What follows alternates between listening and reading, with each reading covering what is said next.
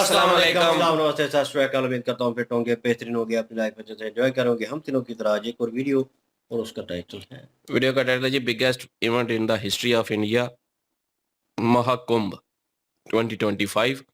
और regional video का link description में जूदो का लाजमी इनको भी सपोर्ट कर, हमें भी सपोर्ट करें। मेरा नाम है राणा मोहम्मद, मेरे साथ है मोहम्मद समीर खोखर। बड़ी सच्चाई की बात। So guys let's start. Kumbh Mela शुरू होने वाला है।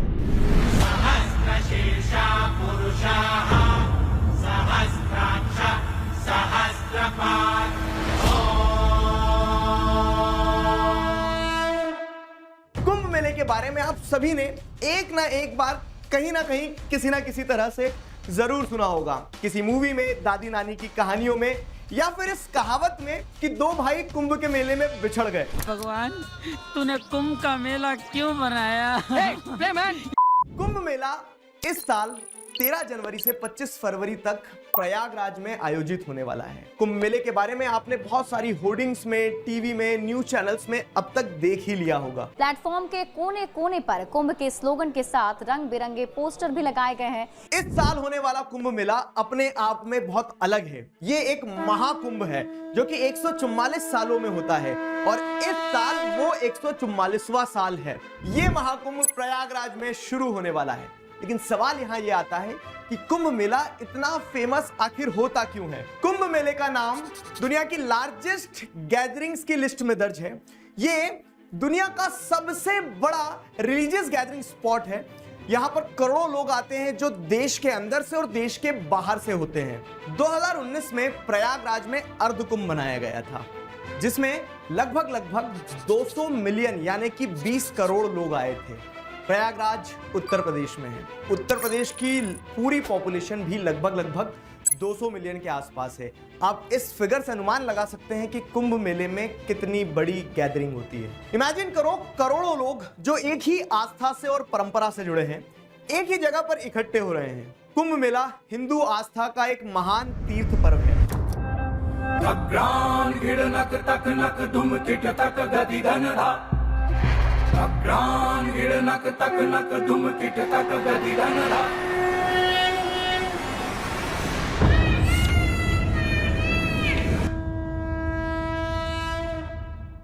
कुंभ मेला सिर्फ एक रिलीजियस फेस्टिवल नहीं है, ये आध्यात्म की तरफ जाने वाला एक रास्ता है। एक ऐसा रास्ता जिसमें यह माना जाता है कि गंगा जैसी पवित्र नदियों में स्नान करने से सारे पाप धुल जाते हैं, मन की शांति मिलती है और मोक्ष की प्राप्ति होती है। तो आइए आज के इस वीडियो में हम कुंभ मेले के इतिहास के बारे में जानेंगे। इसमें क्या क्या होता है, ये कहां पर होता है, इसका क्या महत्व है और भी बहुत कुछ कुंभ मेले से जुड़ा हुआ जो शायद आपको जानना जरूरी है। पौराणिक कथाओं के हिसाब से कुंभ मेले का इतिहास समुद्र मंथन से जुड़ा है। समुद्र मंथन के बारे में आप सभी ने कहीं ना कहीं पढ़ा होगा, जहां पर देवताओं और असुरों के बीच में मंथन हुआ था जिससे अमृत की प्राप्ति हुई थी। आइए इसे कहानी के माध्यम से समझते हैं। एक बार दुर्वासा ऋषि ने देवराज इंद्र को श्राप दिया। मैं ऋषि दुर्वासा श्राप देता हूं, तीनों लोग श्रीहीन हो जाएंगे। और उस श्राप के कारण सारे के सारे देवता कमजोर हो गए। अब जब देवता कमजोर हो गए और इस बात की खबर असुरों को मिली तो असुरों ने स्वर्ग लोक पर हमला कर दिया। प्रमाणतः यह होता है कि सारे असुर जो हैं वो देवताओं को हराकर स्वर्ग लोक पर अपना कब्जा जमा लेते हैं। इसके बाद सारे देवता ब्रह्मा जी के पास जाते हैं और उन्हें पूरा किस्सा सुनाते हैं। ब्रह्मा जी सारे देवताओं को लेकर विष्णु जी के पास जाते हैं और मदद मांगते हैं। तब विष्णु जी उन्हें एक सुझाव देते हैं कि हमें समुद्र मंथन करना चाहिए और समुद्र मंथन से अमृत निकलेगा। इस अमृत को पीकर आप अमर हो जाओगे और मृत्यु भी आपको हरा नहीं पाएगी। लेकिन समुद्र मंथन का काम देवता अकेले नहीं कर सकते थे, इसीलिए उन्हें असुरों की मदद लेना पड़ी और असुर भी इस मंथन के लिए मान गए, क्योंकि उन्हें यह लगा था कि जैसे ही अमृत निकलेगा तो वो अमृत उन असुरों को भी दिया जाएगा। मंथन के बाद जैसे ही अमृत कुंभ यानी कि अमृत से भरा हुआ कलश बाहर निकला, देवता और असुरों के बीच में लड़ाई छिड़ गई। और इसी लड़ाई के बीच में विष्णु भगवान ने अपना वाहन जो था यानी कि गरुड़ देव को यह अमृत का कलश लेके वहां से उड़ जाने को कहा। और जब गरुड़ देव यह कलश लेकर जा रहे थे तब अमृत की 4 बूंदें 4 जगह पर गिरती हैं। हरिद्वार, उज्जैन, नासिक और प्रयागराज तब से ये 4 जगह महातीर्थ बन जाती हैं। अमृत को पाने के लिए देवता और असुरों के बीच में ये युद्ध 12 दिनों तक चला था, जो कि मनुष्यों के 12 साल के बराबर होता है। कुंभ मेले का विकास भारत की पुरानी परंपराओं से निकल कर आ रहा है। हिस्टोरिकल रेफरेंस के लिए अगर हम समझना चाहें तो कुंभ मेले जैसे बड़े सम्मेलन का जिक्र 19वीं सेंचुरी में आपको देखने को मिलता है, लेकिन उससे भी पहले अगर इस सम्मेलन का आधार देखा जाए तो माघ स्नान के जो पर्व होते थे, जिसमें लोग पवित्र नदियों में नहाते थे ताकि वो अपने पाप धो सके और मोक्ष की प्राप्ति कर सके। ऋग्वेद जैसे प्राचीन ग्रंथों में समुद्र मंथन और अमृत की कहानियां दी गई हैं, जो कि हमें इस उत्सव के मूल आधार को समझने में मदद करती है। फिर अगर हम आगे बढ़े तो गुप्ता पीरियड और मौर्यन पीरियड के टाइम पीरियड में भी हमें कुंभ मेले का जिक्र मिलता है। समय के साथ साथ कुंभ मेला एकता और आध्यात्मिक ज्ञान का प्रतीक बन गया। इस सम्मेलन में बहुत सारे संत, सन्यासी और भक्तों का संगम होना शुरू हो गया। कुंभ मेला 4 पवित्र स्थानों पर होता है। पहला स्थान है प्रयागराज। प्रयागराज त्रिवेणी संगम के लिए जाना जाता है, जहां पर 3 पवित्र नदियां मिलती हैं, गंगा, यमुना और काल्पनिक सरस्वती नदी। दूसरा स्थान जहां पर कुंभ आयोजित किया जाता है वो है हरिद्वार। यहाँ पर पवित्र गंगा नदी पहाड़ों से नीचे उतर आती है, जहां पर लोग गंगा स्नान करते हैं अपने मन और आत्मा की शांति के लिए। गंगा नदी के अलावा हरिद्वार अपनी शांति और आध्यात्मिक ऊर्जा के लिए भी जाना जाता है। फिर आता है तीसरा स्थान जो है नासिक। नासिक गोदावरी नदी के किनारे पर स्थित है। यहाँ पर भी बहुत सारी धार्मिक मान्यताएं और पुराणों की कहानियां हैं। और चौथा कुंभ स्थान है उज्जैन। उज्जैन शिप्रा नदी के किनारे स्थित एक शहर है, जिसका धार्मिक और आध्यात्मिक इतिहास है, और यहाँ पर स्नान भी लोगों के आध्यात्मिक सफर का एक हिस्सा बनता है। कुंभ मेला इन 4 स्थानों में से किस स्थान पर लगेगा, यह डिसाइड किया जाता है एस्ट्रोनॉमिकल अलाइनमेंट्स के हिसाब से, जो कि 12 साल में होता है। ये टाइम डिपेंड करता है on the position of celestial bodies, specially Jupiter यानी कि बृहस्पति। जुपिटर को सन का एक ऑर्बिट कंप्लीट करने में लगभग 12 साल लगते हैं, और उस 12 साल के हिसाब से स्थान तय किए जाते हैं। हर एक स्थान पर एक बार 12 साल में कुंभ मेला लगता है। कुंभ मेला तब होता है जब जुपिटर किसी स्पेसिफिक ज़ोडिएक साइन में एंटर करता है, और इस समय में किसी भी प्रकार के धार्मिक कार्य शुभ माने जाते हैं। Haridwar celebrates Kumbh Mela when Jupiter is in Aquarius and sun is in Aries, यानी कि सूर्य मिशा के साथ। प्रयागराज में कुंभ मेला मनाया जाता है जब जुपिटर टॉरस यानी कि वृषभा राशि के साथ हो, और दोनों ही चंद्रमा और सूर्य की दशा मकर राशि के साथ हो, when sun and moon is in Capricorn. Nashik में कुंभ मेला मनाया जाता है जब जुपिटर इज इन लियो सिंह राशि के साथ हो। सिमिलरली उज्जैन में भी कुंभ मेला मनाया जाता है जब बृहस्पति सिंह राशि के साथ होता है। ऐसा माना जाता है कि जब ये सेलेस्टियल अलाइनमेंट्स बनती है तो इन्वायरमेंट स्पिरिचुअल एनर्जी से भर जाता है, और इस समय पर इन पवित्र नदियों के पानी को लोग अमृत मानते हैं, और इसमें स्नान करने से सारे पापों की मुक्ति हो जाती है और मोक्ष मिलता है। कुंभ मेले के अलावा हर 6 साल में अर्ध कुंभ मेला भी मनाया जाता है, जो कि हरिद्वार और प्रयागराज में होता है। इस साल से 6 साल पहले यानी कि 2019 में प्रयागराज में मनाया गया था।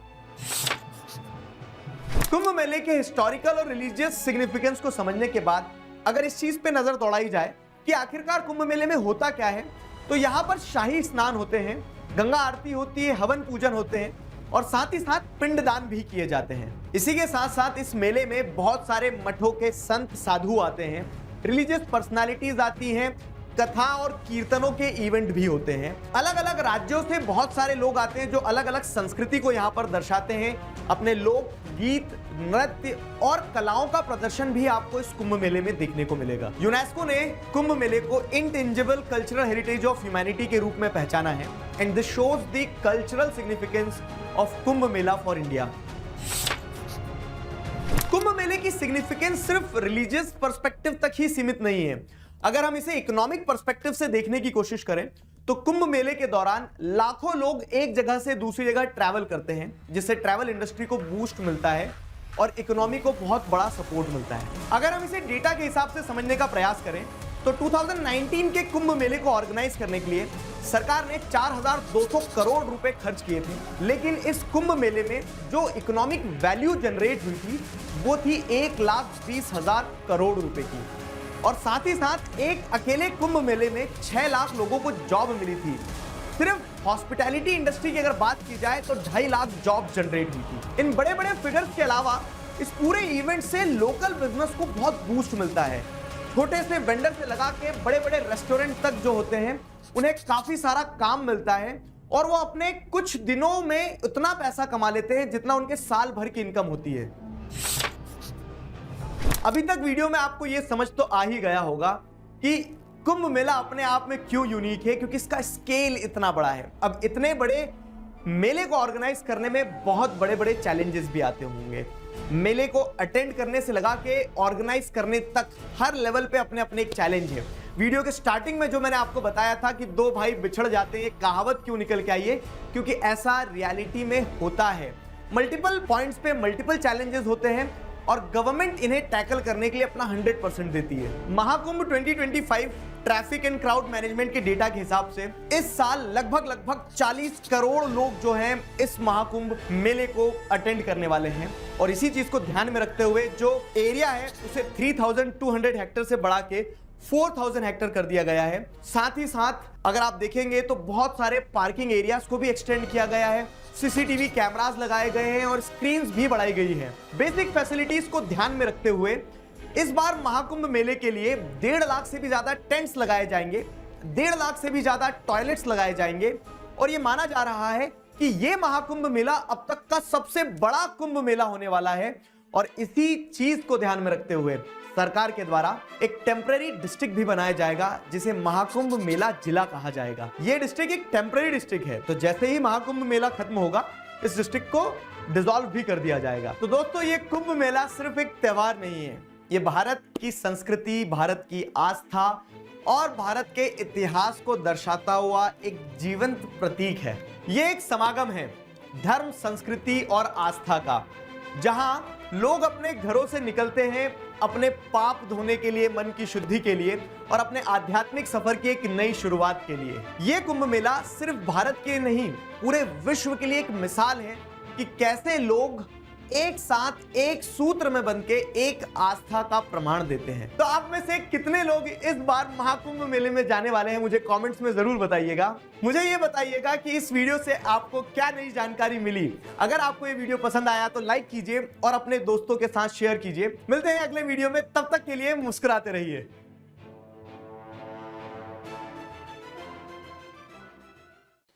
जी गाइस,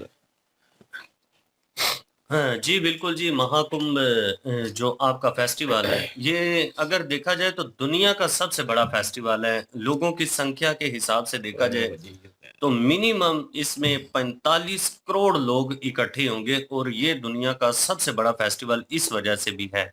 और ये 6 साल के बाद होता है, उसके बाद 12 साल के बाद होता है, उसके बाद अभी जो हो रहा है वो 12 वर्षों के जब 10 सर्कल पूरे होते हैं तो वो बनते हैं 144 वर्ष। और ये 144 वर्ष के बाद हो रहा है। मेरे ख्याल में पाकिस्तान और इंडिया जब से बना है, ये पहला आपका महाकुंभ होगा जिसको आप लोग सेलिब्रेट करेंगे। उससे पहले तो हिंदुस्तान ही था सारा, जो भी हुआ जैसे भी हुआ वो आप लोगों को पता है।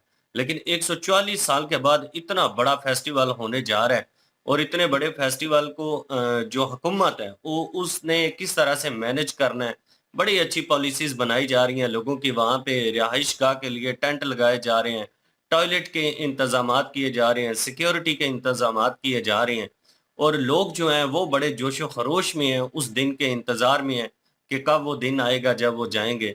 तो मेरे ख्याल में ये इससे ये होगा कि जो गवर्नमेंट है उसको भी बड़ा सपोर्ट मिलेगा, इकॉनमी जो है उसमें भी ग्रोथिंग होगी और उसके बाद जो आम लोग हैं उनको भी कारोबार काफी ज्यादा मिलेंगे। जो आम लोग वहाँ पे ढाबा वगैरह लगाएंगे, जो एक कह लें कि साल भर की उनकी कमाई होती है वो चंद दिनों में वो उतनी इनकम कमा लेंगे, उनके लिए भी बड़ा अच्छा हो जाएगा। और दूसरी चीज इन्होंने बताई है, ये जिस तरह से हुआ असुरों का और देवताओं का युद्ध हुआ। देवता जब बैठे हुए थे स्वर्ग लोक में तो जो ऋषि दुआसा हैं वो गए थे स्वर्ग लोक में इंद्र जी के पास और वहां पे इंद्र जी से कुछ उनका अपमान हो गया था, जिसकी वजह से ऋषि दुआसा जो है वो थोड़े क्रोधित हो गए और उन्होंने इंद्रदेव जो है उनको श्राप दे दिया था।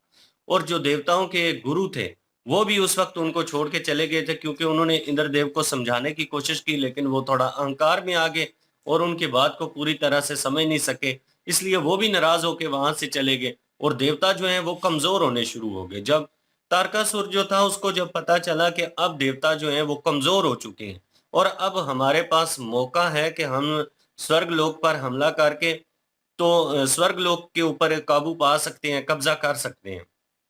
लेकिन जब देवताओं को ये चीज पता चली कि असुर जो है हमारे ऊपर प्रहार करने वाले हैं, वो ब्रह्मा जी के पास गए, उन्होंने सारे हालात वहां पे उनको बताए कि इस तरह से हुआ है। फिर ब्रह्मा जी विष्णु जी के पास गए, विष्णु जी से पूछा कि आप देवता जो हैं इनका क्या हल किया जाए। फिर उन्होंने बताया कि इस तरह से समंदर जो है वहां से अमर निकलेगा, तो वो अमर अगर पिएंगे तो अमृत, वो अमृत अगर देवता पिएंगे तो उससे ये होगा कि इनकी जो भी ये अमर हो जाएंगे। लेकिन वो जब अमृत निकला तो देवता और असुर जो थे उनका आपस में युद्ध शुरू हो गया। फिर जो विष्णु जी हैं उनका जो एक पक्षी है उसका नाम मेरे ख्याल है गरुण देव है। इसी तरह हाँ, गरुण देव है, तो वो गया और उसने वो अमृत जो है वो वहां से उठा के तो वो ले गया और उठाते हुए जब वो लेके जा रहा था तो उसमें से जो 4 तुबके गिरे हैं, जो 4 कतरे गिरे हैं, वो 4 स्थान बने हैं आपके और वहां पे आज लोग जाते हैं स्नान करने। नदियां हैं, गंगा नदी है और भी 3 नदियां बताई हैं जो गंगा, आपस में जमुना, मिलती हैं। सरस्वती। हाँ, तो वहां पे लोग जो है मुक्ति के लिए जाते हैं और मेरे ख्याल में महाकुंभ जो मेला है इसमें यही सबसे बड़ा कारण होता है लोगों का जाने का कि वहां पे लोग इकट्ठे होंगे और स्नान करेंगे और स्नान करने के बाद जितने भी उनके पाप होते हैं उनसे भी वो मुक्त हो जाते हैं। बिल्कुल जी। और 6 साल बाद जो मेला लगता है उसको पता नहीं अदरज पता नहीं, मेरे ख्याल में कुंभ कहा जाता है। और वैसे तो जो फेमस है वो कुंभ का मेला है, वो काफ़ी सब जगह पे, जैसे कि भाई साहब ने भी कहा कि किसी मूवी में या पुराने जो माइयाँ थी वो जो है वो ऐसे कहती थी कि कुंभ में मेले में बिछड़े हुए भाई, जो एक मिसाल बनी हुई है, मुहावरा बना हुआ है, ये हमने भी सुना हुआ है। तो कुंभ के मेले में जो है वो बिछड़े हुए हैं ये दोनों। तो ये काफ़ी सारी मूवीज़ में भी हमने सुना और वैसे भी जो ये मुहावरा जो है वो यूज़ होता है, यहाँ पे भी होता है यूज़। तो वो 4 स्थान उन्होंने बताए हैं और इस दफ़ा जो है महाकुंभ जो है जो कि 144 सालों के बाद लग रहा है महाकुंभ, तो वो प्रयागराज में हो रहा है मुनक्कद। तो प्रयागराज में जो है वो अभी मेला होगा और 13 जनवरी से शुरू होगा। और उसके पीछे क्या स्टोरी है, क्या कहानी है, क्या जो है वो लॉजिक है, वो इन्होंने बताया है हमें। और जो है वो कतरे जो गिरे थे, जो कि भाई साहब समीर भाई ने भी बता दिए आपको सारी कहानी। और वो जो कतरे गिरे गिरे थे जहाँ-जहाँ, वहाँ-वहाँ जो है वो कुंभ मेला मनाया जाता है। तो लेकिन उसके बाद जो है वो कहाँ पे मनाया जाना है उसका अंदाज़ा जो है वो सियारों से लगाया जाता है और सूरज से लगाया जाता है।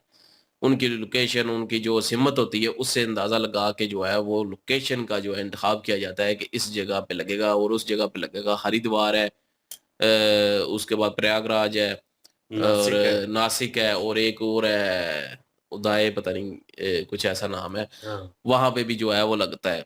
तो अभी जो है वो प्रयागराज में महाकुंभ हो रहा है। तो यहाँ पे मेरे ख्याल में निकला है वो सियारों का सारा हिसाब-किताब। तो वो सारा कुछ करने का मकसद यही है कि स्पिरिचुअलिटी जो है वो ज़्यादा होती है उस वक़्त, उस जगह पे होगी ज़्यादा। तो वहाँ पे जो है वो सारे इकट्ठे होते हैं, जितने सनातनी हैं वहाँ पे इकट्ठे होते हैं, अपने पाप धुलाते हैं और जो है अपनी जो धर्म है, संस्कृति है, उसके हिसाब से वो वहाँ पे जाते हैं, इबादत करते हैं, अपनी पूजा-पाठ करते हैं। और बाकी भी जो है फेस्टिवल होते हैं साथ-साथ, जो है वो अपनी-अपनी एरिया के जो है वो संस्कृति जो है वो और उसके अलावा जो कल्चर है उसको प्रेज़ेंट किया जाता है वहाँ पे।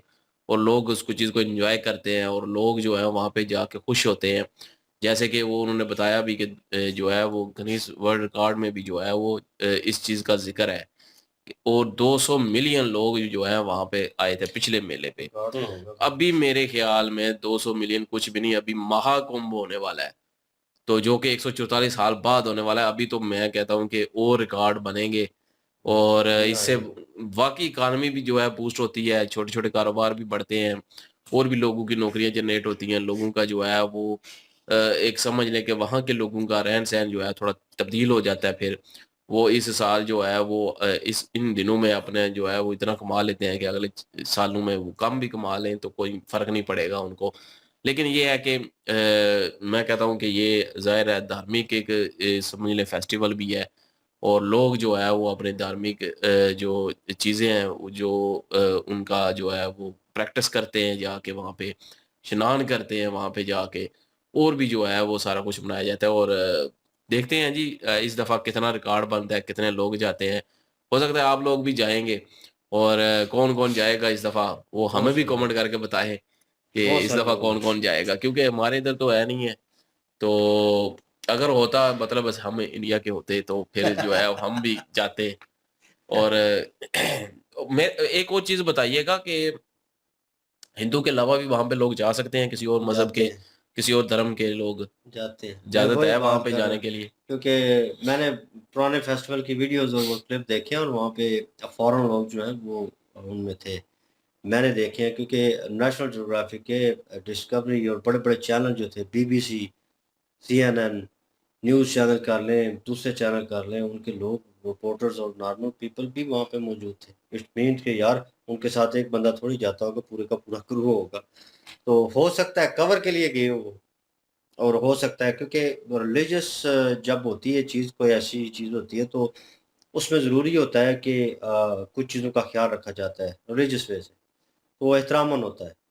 नॉट बाय फ़ोर्स के, मतलब किसी के कहने पे ऊपर या आप किसी को फ़ोर्सफुली रोके या कुछ ऐसा है, वो रिलीजियस वे से होता है कि आप उसमें शामिल ये नहीं हो है कि सकते, उस आपका रिलीजन रिलीजन का और है। बंदा जो है वो ज़्यादा एहतराम करेगा बजाय उसके कि दूसरे रिलीजन का बंदा। इसी तरह ही है, हो सकता है वो ना भी जाने देते हो। इसी तरह ही है। और एक सिक्योरिटी का भी मसला होता है ना ये। बिल्कुल, और क्योंकि इतनी आवाम होगी वहाँ पे और लोग होंगे तो एक और चीज़ भी उन्होंने मेंशन की है जो अ, यहाँ पे होता है एक किस्म का, जैसे मीन्स के मैंने देखा है वीडियो में, जैसे रैली निकाली जाती है, तो वो चलते हैं, कुछ उठा के और कुछ वो का पूजा पाठ कर रहे होते हैं, वो उस चीज़ का हिस्सा है। कुंभ जो मेला है, कुंभ का मेला जो है, इसका हिस्सा है, उसमें वो चल रहे होते हैं।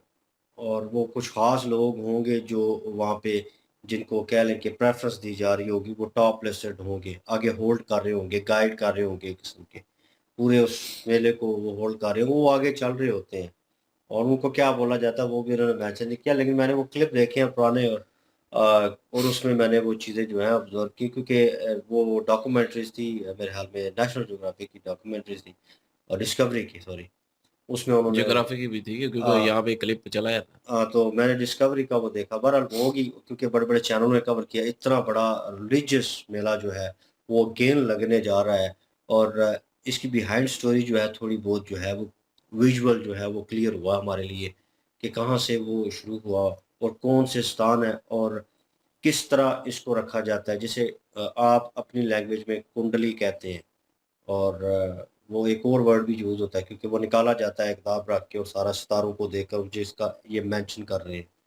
तो वो पंडित लोग जो हैं सामने रख के वो उस चीज़ की कुंडली निकालते हैं कि ये कब होगा, किस दिन होगा, वो सारी डेट्स और वो चीज़ें जो है वो तय की जाती हैं। उसके बाद ये सब कुछ होता है। और नो डाउट कि दुनिया वेट कर रही होती है, ठीक है? जो बाहर लोग रह रहे हैं, आप इंडियन जो है सनातन धर्म के लोग जो हैं वो बाहर रह रहे हैं, वो भी पूरी कोशिश करेंगे। उन्होंने भी, क्योंकि फुल ऑन होगा, उन्होंने, उनके मीडिया ने दिखाया कि रेलवे स्टेशन के ऊपर, एयरपोर्ट्स के ऊपर एडवर्टाइज़मेंट जो है वो लग चुकी है, और मीडिया के ऊपर, प्रिंट मीडिया के ऊपर हर जगह दिखाया जा रहा है, क्योंकि वो फेस्टिवल आ रहा है भाई, और बहुत बड़ा है। और सबसे बेहतरीन चीज़ मुझे लगी कि सिक्योरिटी कंसर्न नहीं है कोई, ठीक है? क्योंकि इतना बड़ा रिलीजियस मेला लगेगा और वो चीज़ होगी। 20-24 करोड़ लोग हों वहाँ पे, किस तरह, मतलब गवर्नमेंट ने देखे, उन्होंने इन्वेस्टमेंट भी मतलब कर पूरे दी। पाकिस्तान की आबादी जितना वहाँ पे होते हैं लोग। हाँ, बिल्कुल। और उन्होंने, गवर्नमेंट ने इन्वेस्टमेंट भी कर ली और गवर्नमेंट ने बीच में से पैसा बचा भी लिया। प्रॉफ़िट हुआ ना, ये चीज़ जो है ये देखने लायक होती है। और बहुत बहुत सारे लोग जो हैं वो आने वाले वक़्त में एक किस्म का बिज़नेस सेटल कर सकते हैं। छोटा-मोटा वो ढाबे चला रहे हैं, कुछ कर रहे हैं, भाई उनको बेनिफिट होगा, ठीक है? इन दिनों का, ये जब तक ये मेला चलेगा उसका बेनिफिट होगा। हो सकता है इन फ्यूचर भी वो इस चीज़ का वो जो है उस बिज़नेस को चलाते रहें, उनका चल जाए। ये चीज़ें होती हैं और ये लोग तो आहिस्ता-आहिस्ता वैसे भी जाते रहते हैं ना वहाँ पे प्रयागराज में, क्योंकि स्नान करने के हो लिए गंगा नदी पे हरिद्वार में जाते हो रहते सकता हैं। है। ये भी हो सकता है कि वो बिज़नेसमैन जो ढाबे और वो जो चीज़ें रखते हैं, वो इनके साथ ट्रैवल करते हैं।